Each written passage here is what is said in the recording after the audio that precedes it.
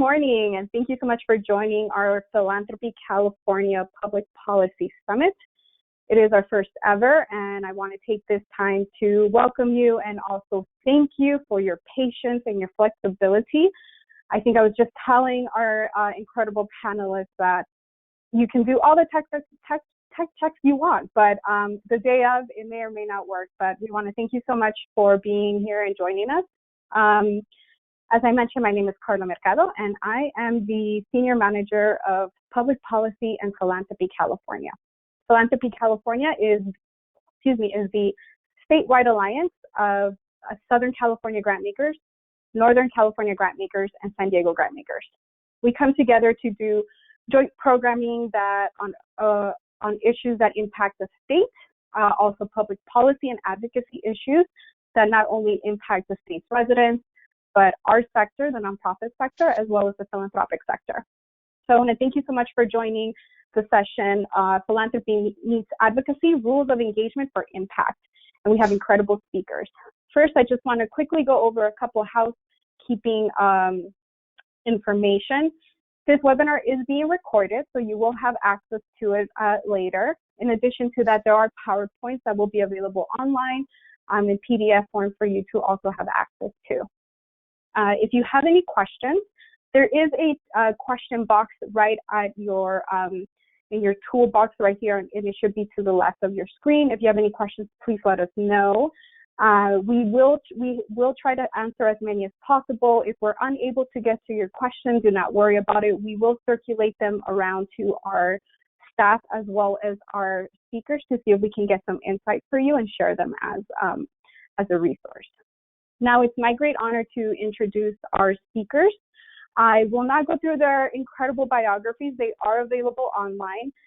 They each have contributed a great amount to their sector around advocacy and public policy, so I am certain that you will learn a lot this morning. First, I want to introduce Eunice Hernandez. Eunice Hernandez is the Executive Director of La Defensa. She is joining us here from LA. There is Hillary Moglen from Raleigh. She's the principal there. A great partner to us, Nona Randois from Alliance for Justice. We worked with her a lot as both Southern California Grantmakers, and she has been a great resource and partner for us as Philanthropy California. And it's always a pleasure to have a member join us and discuss a little bit insight about their work. And today we're joined by Marshall Stowell from the Conrad Hilton Foundation. So with that, I'd love to kick it off to Nona. Nona I mentioned she's a great partner to us. She conducts a lot of workshops around advocacy for both the nonprofit sector as well as the philanthropic sector. And today she's going to cover a little bit of the high-level advocacy do's and don'ts and some 101 that we all can learn from. So with that, Nona, thank you. Good morning. Thank you. I'm Nona Randois. I use she, her pronouns, and I'm the California Director for Alliance for Justice. Boulder Advocacy, if you're not familiar with it, we're a program of Alliance for Justice that supports foundations and their grantees to empower them to engage in and maximize their advocacy work. So we're the leading national experts on the legal framework for nonprofit advocacy, and we provide legal and capacity building training and resources to support nonprofit advocacy. So we have a team of attorneys and other nonprofit advocacy experts who staff a free technical assistance hotline each business day, and where we answer questions about nonprofit advocacy law and practice. We have 2 offices in California, and I'm based in our Los Angeles office in Southern California. And I'm an attorney that's represented nonprofit organizations for about 20 years. So let's advance to the next slide. I thought it might help us to get on the same page to start off with today if I just offer a brief definition of advocacy. In the last session, it was used in a very particular way. And when I talk about advocacy, I'm talking about championing or supporting a cause or goal for policy or systems change. So I'm sure others will have different definitions. But the one thing to keep in mind here is that when I use this term advocacy, it doesn't have a specific legal definition. It's a very broad concept about working to make change that impacts many people. And lobbying is one form of advocacy that is highly regulated by the IRS and has a very specific definition.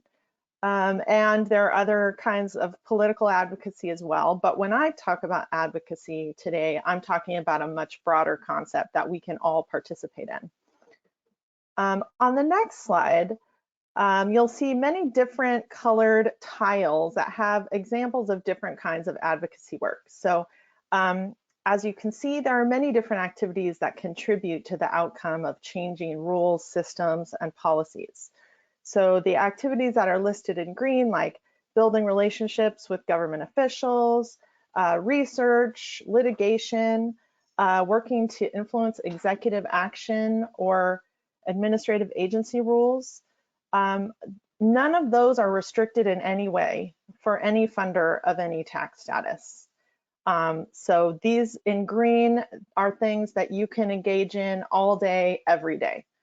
So you'll notice that lobbying and voter registration in yellow, that means that you should know what the rules are before moving forward with funding or engaging in these activities so that you can stay in compliance. But there are opportunities and ways to participate or fund that work. And finally, partisan political activity is in red.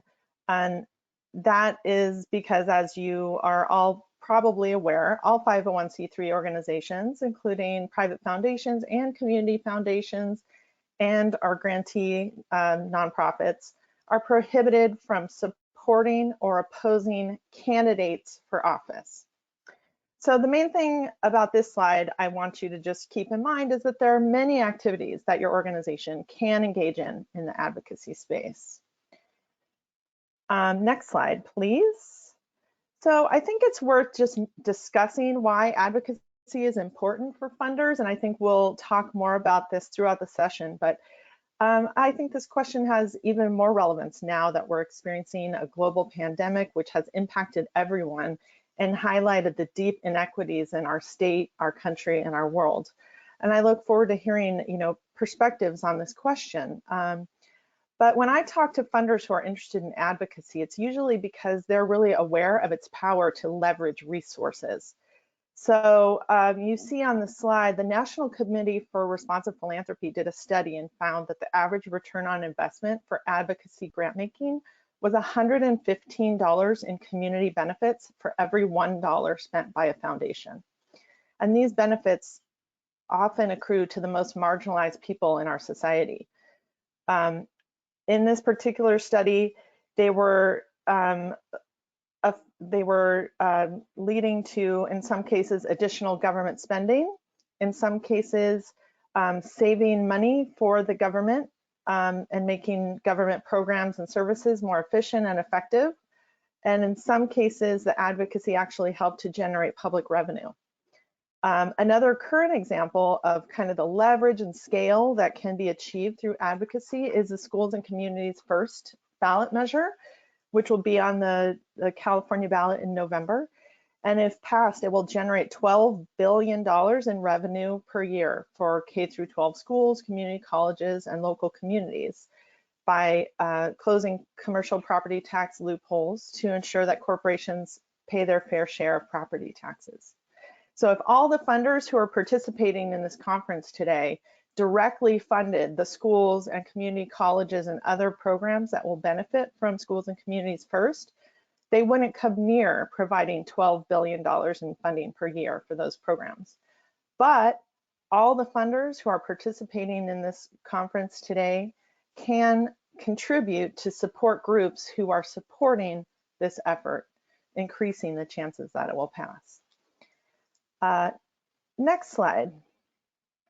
So another thing to keep in mind is that policy and systems change can only occur through collaboration and in coalition, and there's a variety of roles that need to be filled to for groups and efforts to be successful. So not every role is right for every funder based on your tax status, size, orientation, etc. But there's a fit for any funder who wants to be involved in supporting or engaging in advocacy. And so next slide, please. Thank you. One question that many funders have when they're funding advocacy is, how do I know what kind of advocacy will be effective, or whether the grantee I'm thinking of funding has the ability to make a difference? So one contribution that Alliance for Justice has made to this question are our capacity assessment tools for advocacy and community organizing. These tools break down advocacy and community organizing into some component parts and help groups to assess their strengths and where they want to grow stronger or partner more effectively to increase their readiness to act.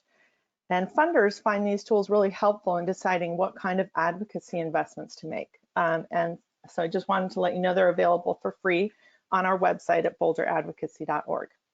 So next slide. So now this is the question that is the reason why I have a job and why I support all you guys here is it actually legal for funders to support and engage in advocacy? And so depending on your tax status as a private foundation, a community foundation, or other public foundation, LLC, government agency, individual donor, there are different ways that you can be involved. But the short answer is that all funders can be engaged in some kinds of advocacy, and all funders can fund nonprofits that advocate and lobby. So we're a resource for the funder community to help you answer your questions about how to safely and appropriately engage in advocacy work. Again, our publications, resources, and our technical assistance hotline can help you answer the question of how it applies for you. So let's move on to the next slide. I don't have time today to go through all the rules, but I want to go through a brief overview. Why don't you advance the slide a little bit more so we have all the text on there. Thank you so much. So on the left side of the slide, you see the rules that relate to public foundations or community foundations. These are also the same rules that apply to most of your foundation grantees who are nonprofits. On the right side of the slide, you see the rules that apply for private foundations. And as far as what we're talking about on this slide, none of the restrictions that you see here would apply to individuals or LLCs because they're not tax-exempt organizations. Government funders have different but similar restrictions to foundations. So, but they would be slightly different from what you see on the screen here. So let me go down the middle of the stoplight to help you understand some different kinds of advocacy. Partisan political activity means supporting or opposing candidates for office. So whether it's the president or a local sheriff, judge, school board member, none of us that are nonprofits, whether we're private foundations or public charities, are allowed to support or oppose those candidates, so people whose names are on a ballot. That's something we're all pretty clear about.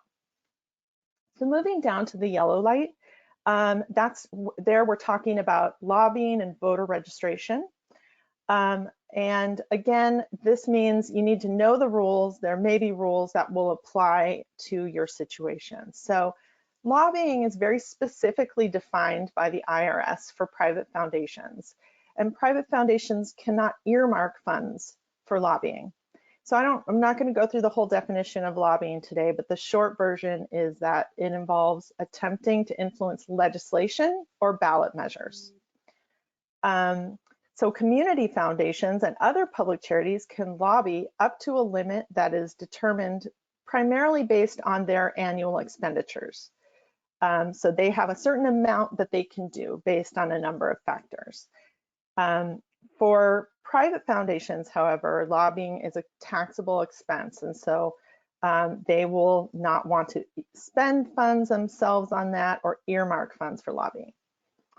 Voter registration drives are fine for public charities and community foundations. There are some special rules that would need to be navigated if you're a private foundation who wants to fund a voter registration drive. Then at the bottom of the slide, we have this green light, which represents many activities that you might think of as lobbying, but actually fall outside of the IRS definition and therefore are perfectly safe for any kind of funder to do or fund as much as they want.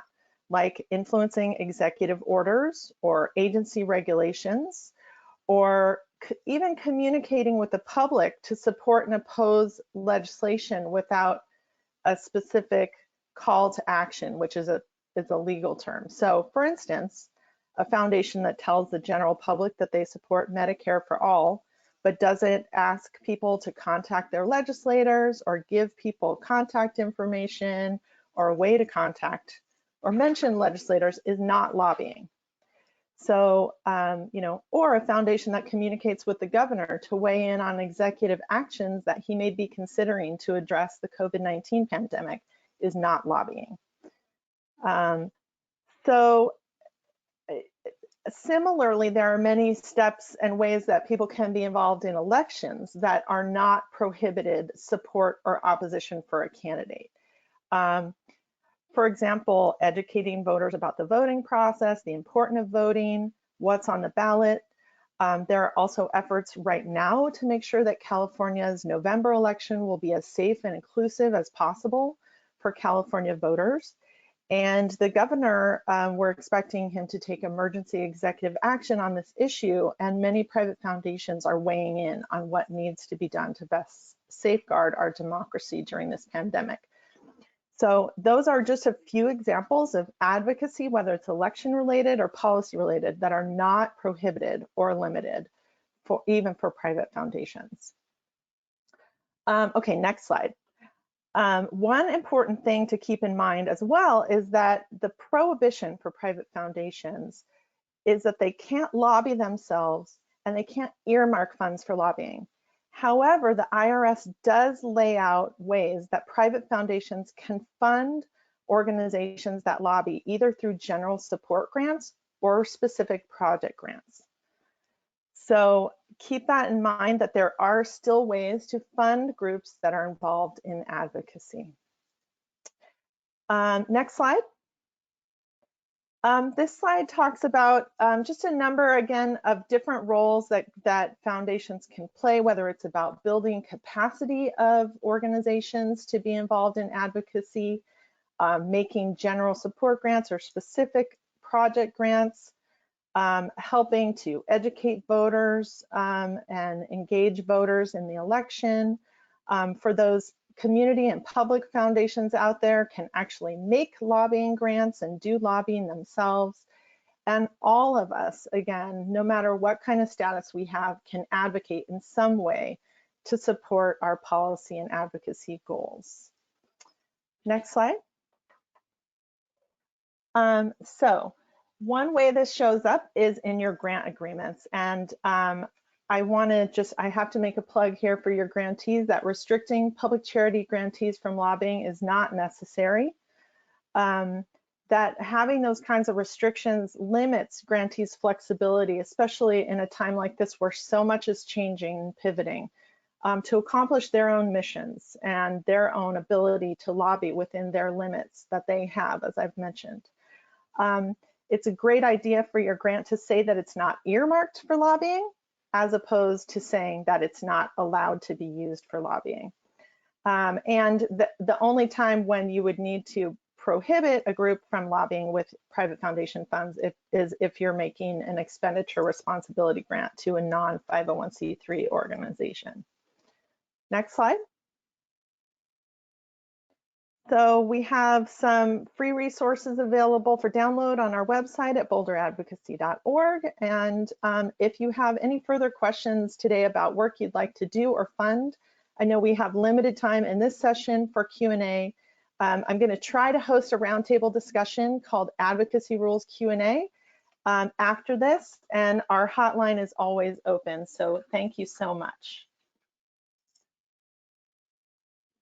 Thank you so much, Nona. As always, concise and very well informed. As Nona mentioned, they're free tools. We will, along with the recording of this session, we will also make that available on our website, as well as Nona's information. We are getting a lot of questions, very specific questions, Nona, so I may direct them directly to you. So now that we know a little bit of an overview of policy, public policy advocacy for foundations, We are going to hear from Hillary with Rally. Rally is a issue-based communications firm, and she's going to walk us through a little bit of what makes a successful and impactful advocacy campaign, as well as a little bit about their research that they've conducted that has helped inform what makes these successful campaigns. In addition to that, some lessons learned. So with that, Hillary, thank you for joining us.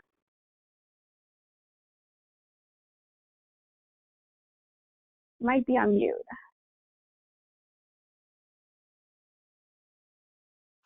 Good morning, everyone. Thanks for having me. And I just want to thank Carla and the team. I know how hard it is to manage technical issues on a day of an event, so I appreciate you all persevering, and we're grateful to be with all of you. So as mentioned, I'm going to share a little bit about what makes for a good advocacy campaign. What have we learned? What do we know? And how do we apply that to the campaigns we're building now and in the future? The basis for my remarks are twofold. One is my nearly 9 years working at Rally, where we have the privilege of working with nonprofits and foundations, individuals and companies in building and running advocacy campaigns, as well as some research we got to do on behalf of a client, sort of exploring this question very specifically. So I'm going to dive in on that second point with the time I have with you all today. So next slide, please. So this was a project we did on behalf of the Meteor Foundation. It's called Fighting for Change. And we were asked this very question: what makes for impactful advocacy campaigns?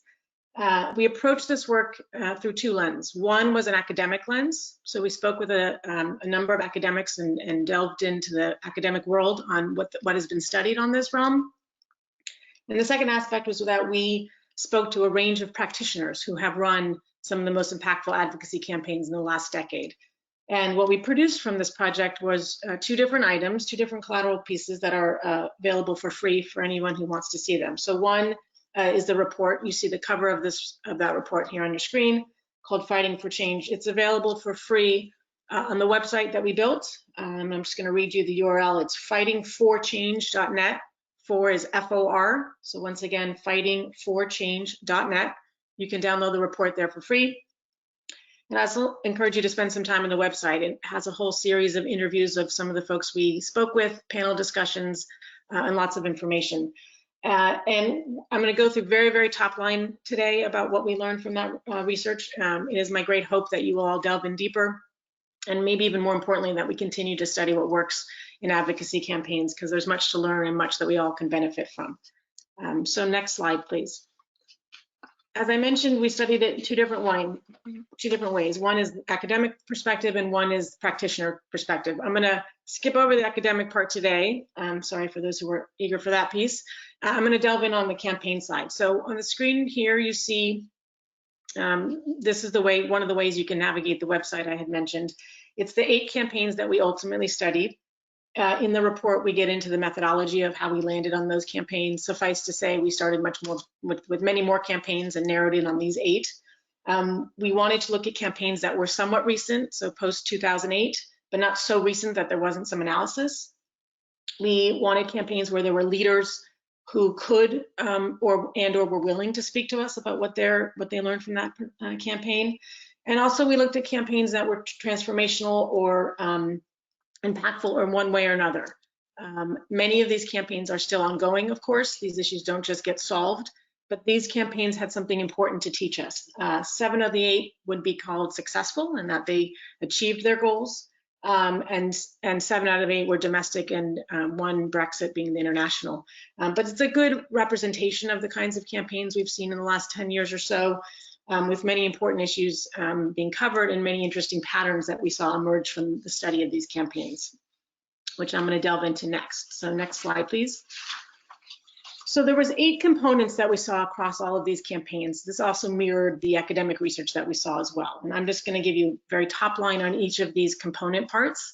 Again, if you go back to that website I mentioned earlier, you can also explore these campaigns through these actual components. But let me just start with the 4 on this particular slide. So not surprising that all of these impactful campaigns started with vision, a bold, transformational goal that challenges the status quo, typically visions that were thought not possible, the quote crazy ideas that no one would speak about but had in their back you know, in the back of the shelf if somebody had asked for it, right? These are the kinds of visionary, impactful campaign goals that bring people in, invite them in, and inspire them to get involved. So it starts with vision.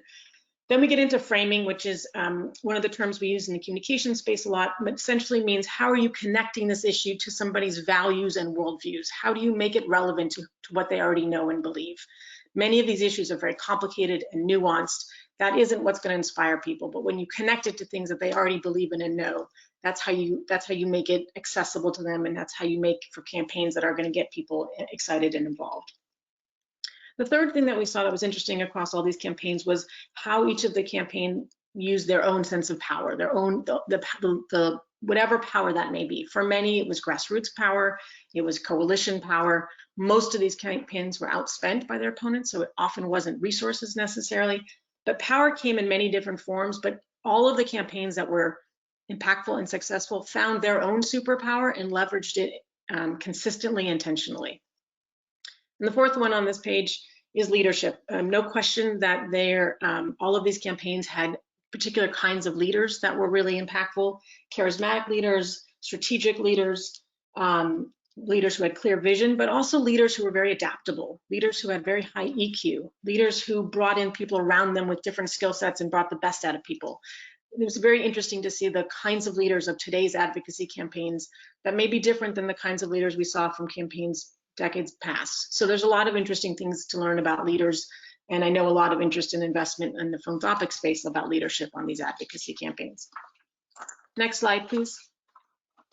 So these are the other four components that we saw across all the campaigns we studied. One was structure. This one I thought was particularly interesting, doesn't get a lot of attention, but the way that these campaigns were structured were really critical.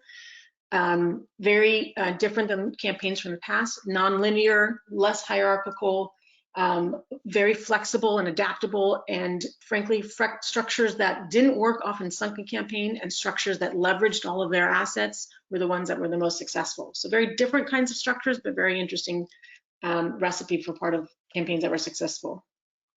Priming, of course, is really critical, and certainly the case is now. This idea is there this window of opportunity because of whatever's happening in the world? How do you know when that window is? How do you take advantage of that window? How do you create your own window? Timing was also something that we saw being really relevant with these campaigns. The seventh one here, adaptability, was another one I found particularly interesting because only when you really speak to people who are in the trenches, so to speak, do you sense how much they had to change as you go along. With campaigns, you can have a great vision, you can have great structure, you can have all the right things, not unlike our tech challenges today. But how do you adapt? How do you get information in real time? How are you humble enough to take that information and smart enough to know what to do with it? Campaigns that adapt survive and succeed. Campaigns that didn't. And that was one of the things that really was quite clear. And then the eighth component part we saw here was pressure. And what I mean by pressure is momentum. How do you sustain and build momentum online and offline over long periods of time? Many of these campaigns take years and years, decades, as you all well know. And the ability to remain relevant, to get attention, to get the news's attention, to keep your supporters engaged, takes a lot of savviness and creativity and adaptability, and creating that ongoing pressure and momentum is really critical. I'm gonna go to the next slide, please. So we studied 8 campaigns, as I mentioned. I was gonna just take a minute or two here to talk you through one of the campaigns we looked at, just to give you a few of the things that we thought were particularly interesting. In each of the campaigns, again, on the website or in the report I mentioned, we highlighted what we thought was particularly helpful and interesting about them. So next slide, please. On the Keystone campaign, you all familiar with the effort to stop the pipeline moving from Canada down to the United States as part of an effort to move away from oil and gas industry and infrastructure. 2 things this campaign did incredibly well. One was this idea of creating pressure or momentum, as I just described, and the other was how they leveraged their own superpower, the power that they had. So very briefly, next slide, please. On this pressure point, what you see here is an image from one of many tactical events that this campaign put on over years and years and years. They had an incredible alliance of, and often not a traditional alliance for the environmental space, of Indigenous people and ranchers and farmers. Those were going to be impacted by the proposed pipeline, as well as climate activists. This is an image of one of the demonstrations they had in Washington, D.C. showing the power of this alliance, but this was a campaign that sustained momentum over a long period of time, as Bill McKibben put it, kept the brewing winds of gale-force winds, and that shifted our political landscape. So they were very smart, creative, and thoughtful in how they leveraged pressure over a long period of time, and much more to be read about that campaign, but something they did exceptionally well and still are doing, frankly. As you all know, this fight is still an ongoing one under the current president. Moving on to the next slide. This was a graphic we put together that tried to illustrate a little bit the structure that this campaign had. They were woefully underspent, going against the oil and gas industry. The oil and gas industry certainly had the inside game in Washington, D.C. covered in terms of Congress. And so what they did instead was effectively build this outside coalition. So they had the inside game covered through the DC Enviro groups. Then they had the frontline communities, the ranchers and the farmers and the indigenous people who would have been impacted by the pipeline. And then they had this huge mass of climate activists, many of whom you still see today out doing the climate strikes. And they were effective in leveraging that coalition consistently and keeping them connected in a really interesting structure. Again, very top line sense of what that looked like, but this was a structure that was effective enough to counter a much better funded oil and gas industry. So something to be learned there for certain. I'm going to slowly wrap up here with a quote that I thought was really important and something for all of us to think about from Christy Kimball and Malka Capelli in a piece that they wrote, talking about the importance of having feedback loops in advocacy or in the philanthropy space in the same way we do, frankly, in business and government, and how important that feedback loop is for us to keep learning. And there's so much to be learned. And while I often see advocates within issue spaces coming together and sharing best practices and lessons, I don't often see, or we don't often hear about enough opportunities where there's cross-pollination across issue spaces. And there's so much that campaigns learn every time, and very little of that wisdom, I think, is shared very broadly. And that's really difficult, given that we're often under-resourced, and these campaigns are long and hard, and we're missing on opportunities to keep learning. So in addition to my hope, my two takeaways for you all today is, in addition to hoping you dive in a little bit deeper on the website and the report that I mentioned, I also hope that you all can find ways to bring people together to learn what they are doing with advocacy campaigns, what's working, what's not, and share that wisdom, because it's something we all need to be running these campaigns effectively. And I think that we need more spaces to be able to do that. So the last slide here has my contact information. I'm happy to share the PowerPoint. I think Carla mentioned that would already be available. If there are questions that you're not able to get to today, I'm more than happy to answer them on email. And I again appreciate the time and the opportunity to be with you all. And we thank you, Hillary, so much for joining us as well and for sharing your wisdom. You know, it takes a lot to do this internal work and to, as you mentioned, learn from others. So we thank you so much for making those resources available, not just to us, but to our members who are also trying to dive into this work or already are deep in this work and would like to learn and expand a little bit more. And speaking of members and diving into the work and expanding a little bit more, it is my pleasure also to introduce Marshall Sowell from the Conrad Hilton Foundation. He is the Vice President of Communications, and he's going to walk us through the journey that Hilton has been on and is going to continue as they continue to work on their public policy work from different areas as well. So Marshall, thank you so much also for joining us. Thank you very much. Good afternoon, everybody. I'll give you a little bit of my background before coming to philanthropy and to the Conrad Hilton Foundation. I'm a year and a half into my work in philanthropy.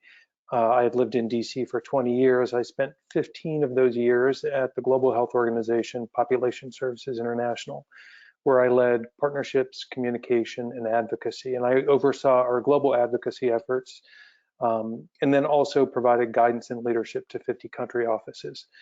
And I think that's what really was a turning point for me in my viewpoint on the power of advocacy. And I can give two quick examples. We were distributing as an organization misoprostol in emerging economies to women to stop bleeding after birth, which is a life-saving drug. When we shifted and started also to help register drugs in country, we realized that the health impact was far greater than we could do alone by distributing that misoprostol. to women. So if we were able to help register it in a country, the impact far outweighed what we could do hand to hand. And the same thing when we looked at HIV self-testing, something you or I take for granted that we could get in CVS for $30 wasn't available in the global South. And so when we worked with partners and donors to help change that and look at the policy environment around HIV self-testing, we could increase the number of people being tested and then also increase the number of people on treatment, which helped reduce transmission and save lives. So those were two examples for me that I thought, all right, if you take the policy piece and pair it with the direct implementation and service delivery, you've got a winning formula. That's actually what I was recruited to do coming to the Conrad Hilton Foundation. The foundation recently has doubled its endowment, and the board and our CEO felt like it's our responsibility to maximize our impact, and effective advocacy can help do that. So the process that I have been undertaking with my colleagues who have been doing advocacy all along with grantees, but perhaps without direct plans or specific plans and goals and objectives that were tied to, let's say, if we're funding something in Los Angeles, what impact could we have statewide or nationwide? How could we expand that work and really leverage our impact? So we'll be developing an advocacy team within the communications function that will work alongside our program staff, that will develop a theory of influence, an advocacy plan that will be part of the program and initiative strategies. And together we'll work to execute against those. The team will provide guidance to the program staff on the type of investments they feel like would be helpful, and then work on developing that plan. And I'll leave you with a couple of takeaways. Certainly one of them is have a plan and be adaptable. A couple of things that we've run into that have been interesting is, the board, I think, appreciated advocacy and understood it from the work that we had done in helping to address chronic homelessness in Los Angeles. But it's a bit of an obscure topic for some people, or it's a bit opaque. And so helping clarify what it is, Nona mentioned her definition. I would imagine there are dozens of ways people define advocacy. So creating an advocacy definition that works within your organization, that's meaningful. Measurement comes up a lot, in contribution and attribution. So, how do you measure advocacy when it is less direct than direct service funding? And I think the question of attribution is the wrong question. It's really the question of contribution that one should be looking at. And there are ways to measure advocacy. Certainly, it's more at the output level than it is at the impact level, but there are lots of ways to measure it, and a good advocacy plan should take those into consideration. The takeaways that I want to leave you with are this: if you aren't using your voice as a funder, you're leaving half of your worth on the table. And this, I think, was shown from the Gates Foundation early on. That foundation was giving privately, and the staff really made strong arguments to Bill and Melinda to use their voice as well. And I think they really had to be convinced to do so. And you can see the great impact that foundation has had from an advocacy standpoint. Also, advocacy is a team sport. Lawmakers and funders do not like to see individual organizations coming to them as much as they like a group and more of a crowd. And then it's a long game. And Hillary talked about the importance of a big vision and a big goal. Not much is possible in 20 weeks, and there's nothing impossible in 20 years. And so that's something else to think about internally, and also to think about with your board. I think the benefit of philanthropy is that we can take a longer game and a longer viewpoint. We can fund over a much longer term than government donors are usually 3 to 5 years of funding. And so we're perfectly positioned to really move that advocacy agenda forward because we have that flexibility. So I'm going to cut it off now and make up a little bit of time and hope to get some interesting questions out of the group. Thank you. Thank you. That's very insightful, and we're happy that you were open to sharing a little bit about it with us, the journey that and the vision that Conrad Hilton Foundation has, as Hillary mentioned. You know, you want to start off with the vision, and now all these other moving parts coming together, and we're excited here at FBG and Philanthropy California to continue to serve as a resource in any way possible. So I'm actually extremely excited for you to introduce you to a young dynamic leader here in Los Angeles, Eunices Hernandez. She is the executive director of La Defensa. There's a magic that happens with philanthropy and community-based organizations and nonprofits coming together to do the work both as partners and as leaders, right? Because they're both leaders in their own respective sector. But when we do this cross-sector approach to solving solutions, but making space for each and every one of us to be at the table to discuss about what's happening and how can we approach these issues together, there's like I mentioned, a magic that happens. And Eunice here with her experience as well is going to walk us a little bit through what are these partnerships look like.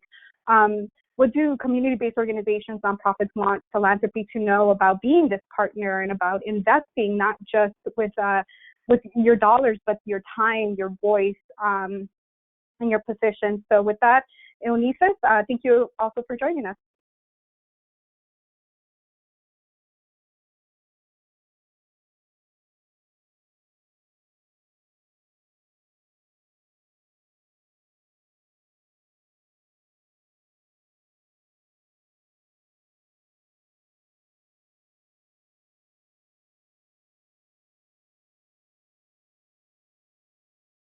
Not yet.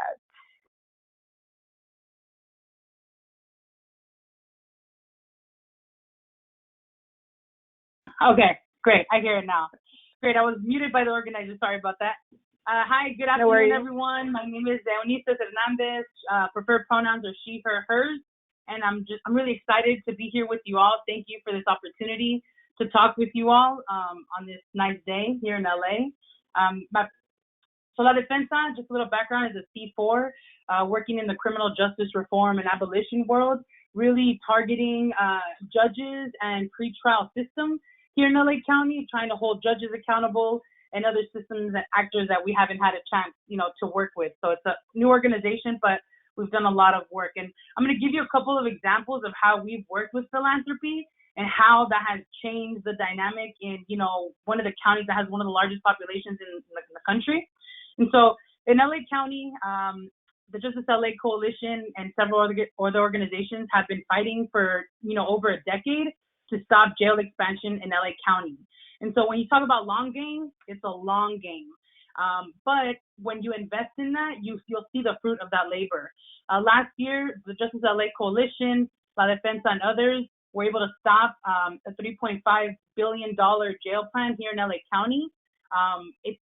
It was essentially 9 mini campaigns within this large overall campaign to stop jail expansion. But in that process of stopping the jails, LA County moved something forward called the Alternatives to Incarceration Work Group, which encompassed people directly impacted by the system, county system actors, and philanthropy. And you can check out the results of all this. It took us a year to develop a report called the LA County Alternatives to Incarceration Report and Roadmap. You can find that at lacalternatives.org. But literally it really sets the golden standard for what local jurisdictions can do to create alternatives to incarceration and safety mechanisms to prevent people from entering the system, to get people out of the system once they're in it, and to ensure that they, reenter successfully and they have enough support. So if you have a chance, please take a look at that report because it really sets the golden standard on how we need to move forward. And the way that this report was developed was over a year-long, hundreds of hours working with philanthropy and others. Just to give you a little bit of example, the work group that LA County developed was led by Dr. Ross from the California Endowment. This was really critical for us because we had access to Dr. Ross.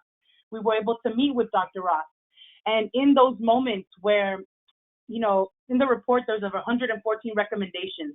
The entire work group needed to have a consensus vote to make sure each one was in. And in those moments that were super critical of can we move forward with this recommendation? This is coming from communities. Dr. Ross really took leadership in those critical moments to say, you know what, community is saying this, directly impacted people are saying this, I think we should move forward in moving this recommendation forward. And so Dr. Ross didn't just take up space. He just wasn't there as a philanthropy person. He was there as a leader and really to uplift community's participation in that work. And that's one of the things I really want to highlight. He didn't just take up all the space, but really empowered us, community advocates and direct impacted people, to be leaders at the table as well, because people who have been directly impacted are usually the folks who have the solution to some of the issues. And he understood that, recognized that, and just want to highlight that example, and you'll see the results in that report. But also, in this process, there were other foundations that supported this. It didn't have, they weren't, the head of the work group, but they were buying the food. They were giving us access to their space. They paid for stipends for people to attend the work group meetings that took place during work hours. And in order for us to have directly impacted people at the table, we needed to support those pieces as well. And so that's why it was really exciting to see Liberty Hill and others pick up some of those pieces to ensure that we could have as much participation from people who would normally not have access, or to organizations that might not have, food budgets, to make sure that they could host these meetings. So one thing I also want to highlight as well is this point around stipends.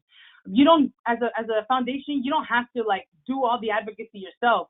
You can actually support people, like I mentioned, who are directly impacted. For example, I am a alum of the Women's Policy Institute, fellowship out of the Women's Foundation of California. I've done both programs, and by a foundation supporting my slot in those fellowships, I gained unprecedented access that no one in my family or people around me were able to go to Sacramento before. They didn't know what lobbying was. And because I was taught all those skills, all the public speaking skills, the lobbying skills, I was able to bring that back and begin to teach others around in my community, others who are advocating next to me. These are some of the things that I learned to help you speak in public, without being so nervous. This is what we learned around putting policy proposals together. This is what lobbying means. And so there's just a lot of different support pieces that foundations can play. But this is, I think, the most critical piece that I want to mention is this accountability piece, right? You all have to understand that you have tremendous power. You have the money. And so the decisions that you make in funding things can really make or break, the work that we're doing on the ground. Something that we like to tell, people that we work with, our partners, allies, and even foundations is, ask yourself a couple of questions on how you're moving forward. If you want to plug into advocacy, if you want to begin to lobby, are the things that you're funding or asking for going to build things that we'll have to destroy in the future? Are the things you're advocating for or funding going to give more power and more resources to the systems that we are trying to dismantle, or that we're not trying to be a part of? And are the things that you're trying to move or fund or advocate for, is it leaving anybody behind? And so these questions we ask ourselves continuously in the criminal justice reform world and abolition world, because we don't want to move things that will answer yes to any of those questions, because we're just hurting ourselves. And so I am excited, and I think that we're going to be seeing more and more, especially here in LA County, more involvement of philanthropy in these spaces, and more we're trying to hold them accountable. We welcome you. We welcome the power you hold, but ask yourself a series of questions and know your values, because it can be very detrimental, or it can be very impactful and empowering, just like we saw with the ATI report. And so I hope you all read that. And just, I don't want to take up too much more time, but these are critically important pieces of, holding yourself accountable, being a leader in this space, supporting other leaders in that space. So you might not have to do that with seats, but you can support in getting someone trained to do it. And so those are just a couple of things that we've seen on the ground here in LA County and in California that have been very helpful in getting the release of thousands of people, making sure that we don't leave anybody behind, and not reinforcing or building the system that we're trying to keep our communities away from. And so again, you can check out the report of the Alternatives to Incarceration at lacalternative.org, and I will share all my contact info in the chat box. Thank you. Anissa, thank you so much. That's incredibly powerful, and I think you asked strong questions, and questions that each organization should be asking themselves, as well as any organization, honestly. SDG Philanthropy California itself is the work that we're conducting, leaving anyone behind? That is an excellent question.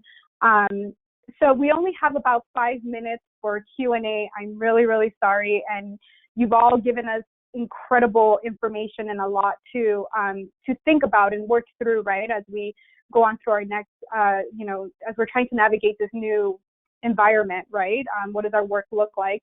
There is one question that I will put out there for folks to respond to.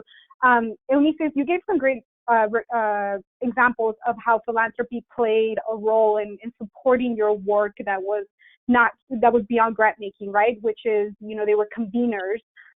They set up a table for you to sit at and provide, solutions to the issues that they were trying to solve.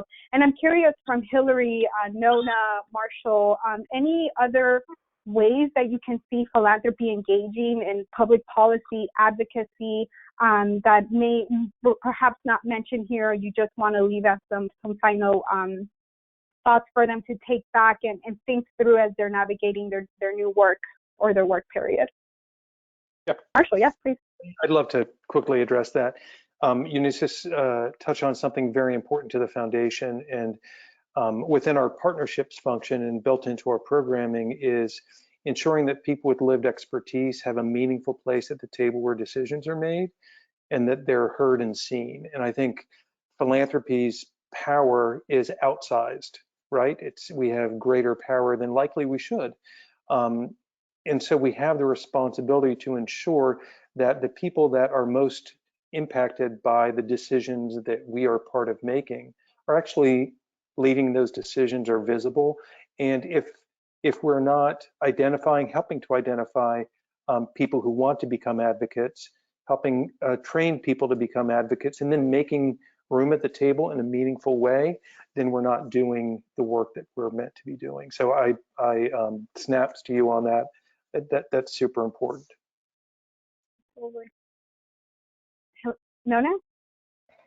Yeah, just lifting up some things that I've heard already mentioned, beyond funding, beyond using your organization's voice or convening, is building capacity. And Eunice spoke to that as well, of, helping to build the strength of the organizations that are leading the work, that are having lived experience, to be able to participate and to know fully all the things that they can do. So, WPI is a great example of that. It is, and WPI is the Women's Policy Institute that is housed in the Women's Foundation, which is a statewide foundation and a member of Southern California, the 3 regional associations across the state. We'll also post that as part of a resource. Hillary?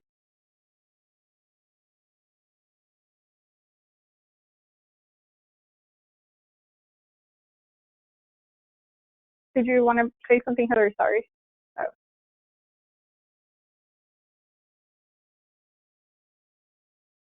Sorry, thanks. Yeah, to add to the others, I would say one of the things we've seen foundations and philanthropists be able to do as well is to share knowledge.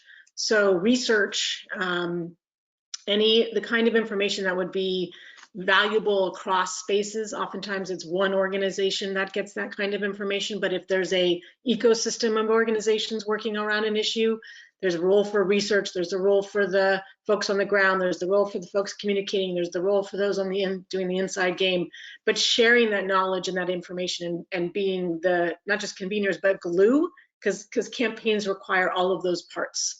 And sometimes it's the folks who are the philanthropists or the foundations who have the ability, who have the perspective or the altitude to be able to see all of the parts and to be able to leverage kind of each person's superpower, so to speak, and share that knowledge can be incredibly valuable and helpful.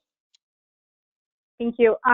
We are at time, and I'm so sorry. Again, I want to thank all of our speakers for being incredibly flexible and sharing your knowledge and your wisdom and your time with us. The day continues. We have emailed every participant from the email address Philanthropy California new links to to our afternoon breakout sessions, which will begin at 12:40. Quick reminder, this is recorded, will be circulated and posted on our website along with the resources and links that were mentioned here today. I want to say a huge thank you to our colleagues, Anna Song, who managed the Q&A and on the side, as well as Erica and Melissa, who helped us out.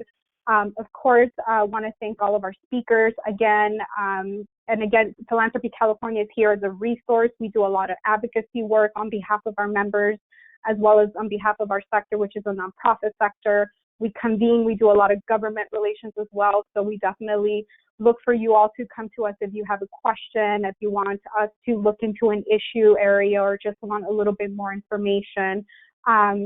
So with that, thank you.